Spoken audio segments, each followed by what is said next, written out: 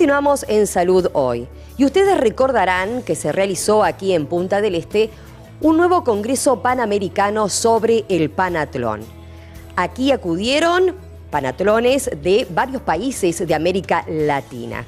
Pero en primer término vamos a escuchar la palabra de Ricardo Pérez, que es del panatlón de aquí de Maldonado, que nos cuenta de qué se trata, ya que es algo muy similar a lo que es el Rotary Club o el Club de Leones. Pero ¿por qué no es tan conocido? El panatlón es una institución de servicio que muy similar, yo te diría prácticamente igual que el Rotary y los Leones, porque tiene todo el mismo sistema de manejo de lo que es la interna de los Rotary y los Leones. La única diferencia o la gran diferencia que existe entre el panatlón y los Leones y los Rotarios es que las acciones que hace el panatlón van dirigidas pura y exclusivamente hacia el deporte. En la colaboración, en el apoyo, en todo lo que tiene que ver de traer figuras deportivas para enseñar, por ejemplo, traer técnicos de ciclismo para enseñarles a los chicos de Codecam, traer técnicos de básquetbol para enseñarles a los chicos, pero también a los técnicos de acá de Maldonado, para que puedan difundir lo que es la actividad del básquetbol, distintas actividades, pero siempre las acciones dirigidas hacia el deporte. Esto es un club internacional, como los que ya te nombré, con sede en el caso del panatlón en Italia, tiene alrededor de 300 clubes, hay alrededor de 3.000 socios a nivel del mundo. Acá en Uruguay somos 6 clubes, el Club Panatlón Salto, Montevideo, Las Piedras, Minas, Maldonado Punta del Este y San Carlos Maldonado. Nosotros somos 6 clubes y un promedio de 113 socios que pertenecen a este club. ¿Por qué tan pocos socios? Bueno, lo que pasa es que lo que le falta al club es justamente difusión. Como tú muy bien comenzaste la nota diciendo qué es el panatlón. Nadie sabe lo que es. Nos falta difusión, nos falta tener... vos hablás en cualquier lugar del mundo. No solo acá en Maldonado, sino del mundo. Vos decís que es el Rotary y todo el mundo sabe que es el Rotary. Pero decís que son los Leones, saben. En el caso nuestro no. Y es el gran esfuerzo que vamos a tratar de ahora, que son las conclusiones que estamos llegando en este congreso, es la difusión. La difusión va a ser fundamental de aquí en adelante a los efectos de que la gente conozca. A su vez, al conocer la gente lo que es el club, acá en Maldonado, por ejemplo, hay cantidad enorme de deportistas que ya no practican el deporte como una actividad, sino que lo practican como una actividad física.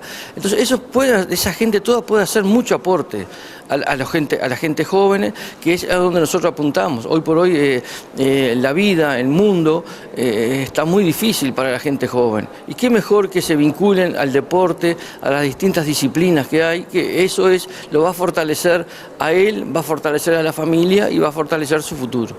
Faltan profesores de educación física participando de este congreso, ¿no? Sí, por supuesto. Ayer tuvimos un fórum que estuvo muy lindo, donde vinieron una cantidad enorme de profesores de educación física, pero hay un gran porcentaje de panatletas que son profesores de educación física. Por ejemplo, la representación que vino de Sorocaba, de Brasil, 3 de ellos son profesores de educación física.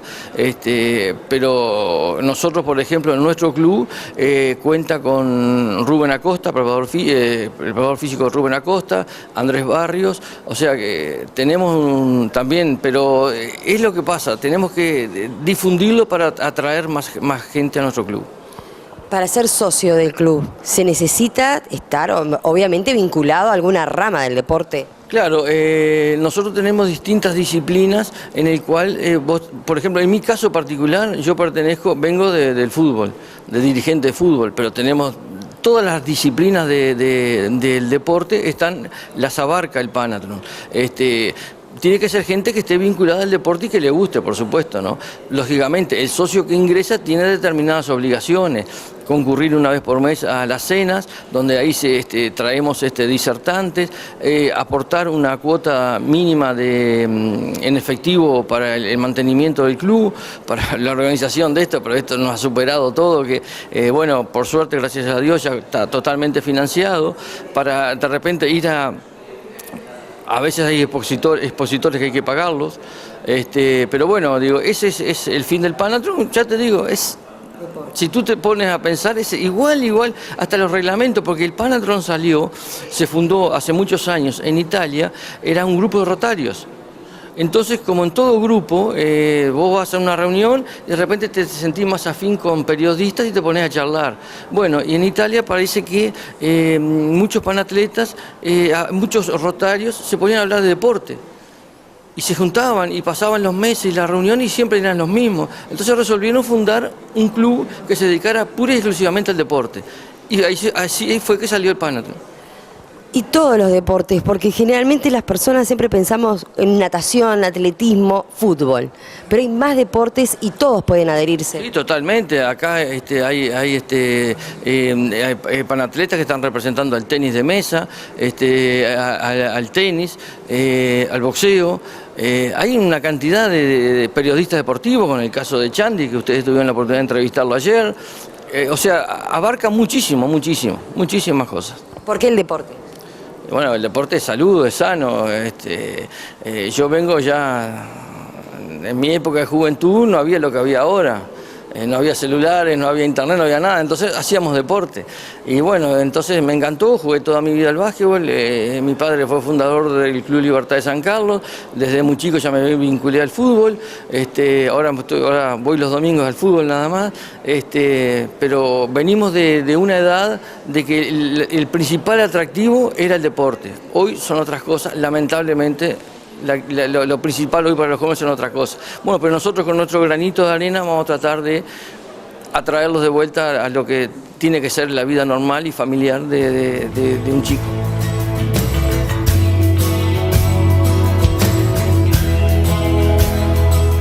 Y uno de los expositores fue un integrante de Panathlon, pero de Ecuador.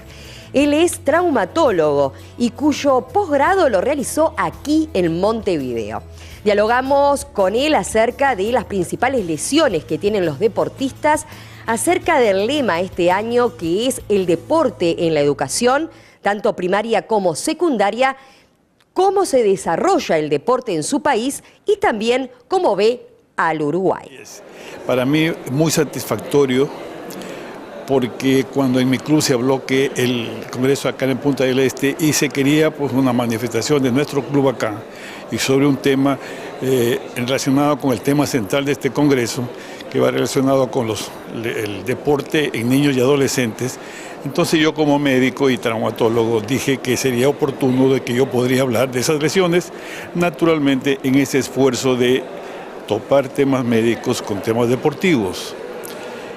Y como decía, este tema para mí es tan importante porque yo hice mi especialización en traumatología y ortopedia, patrocinado por la Escuela de Graduados de la Universidad Estatal de Montevideo, en el Instituto de Trauma de la Avenida Italia, bajo el profesor José Luis Vado.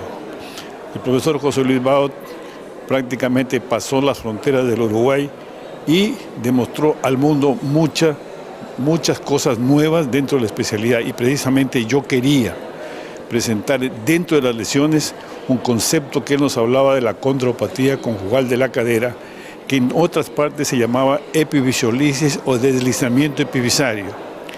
Él en su concepto, sobre todo eminentemente clínico, decía que era mal nombrado así. ¿Por qué razón?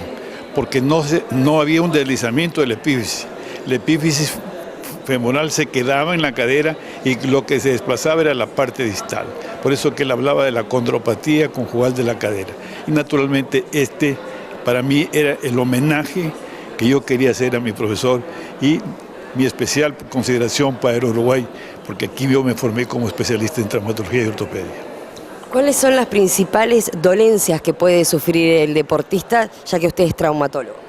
La mayoría de las dolencias, ventajosamente, son simples, se solventan con la asimilación de estos propios organismos en desarrollo y naturalmente hay las mínimas, menos de un 1%, que pueden ser graves, y hay un porcentaje también minoritario de lesiones que hasta cierto punto limitan la actividad deportiva, pero sobre todo pueden dejar secuelas para el futuro.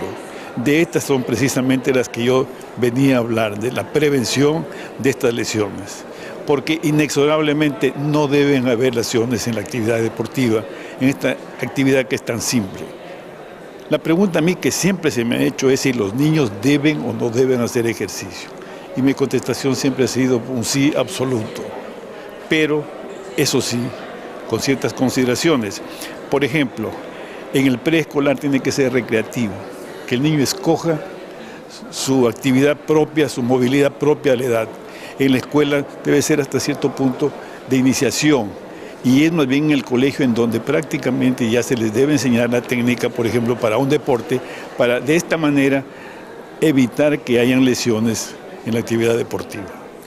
¿Hay deportes que son más propensos a las lesiones o generalmente en todos los deportes puede pasar? No, por supuesto, hay actividades deportivas que pueden ser, como son especialmente todos los deportes de contacto.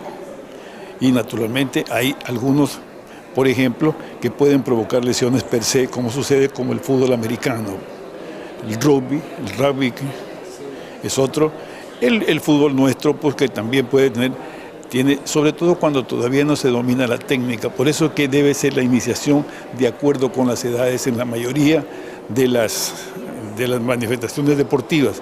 Por ejemplo, el levantamiento de pesas.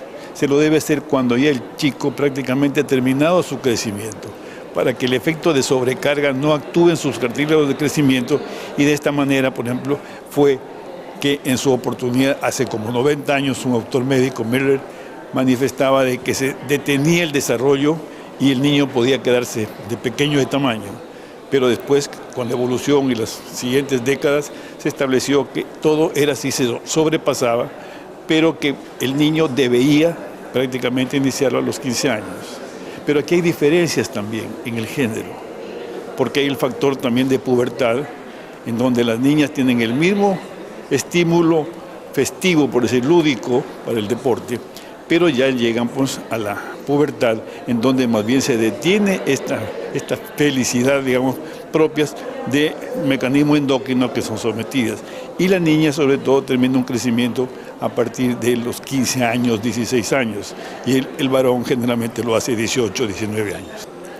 ¿Uruguay cómo lo vio en el aspecto deportivo? No, muy bien. El Uruguay yo lo conozco, pues, e incluso en mi presentación, para matizar un poco, comprenda usted hablar de un tema médico en un ambiente, pues tenía que matizarlo. Y por ejemplo la estimulación, y que fue incluso no solo para acá, sino para nuestro país, es la presencia, por ejemplo, en su oportunidad en la década del 60 y 70 de Alberto Spencer en el Peñarol, que llegó a tener los máximos logros futbolísticos ese equipo a nivel mundial. Entonces ese fue el mejor estímulo para nuestros deportistas en nuestro país. Y en la actualidad pues también tenemos un periódico del mayor tiraje nacional que patrocina un campeonato, podríamos decir, casi anual, ¿no?, en niños para el fútbol.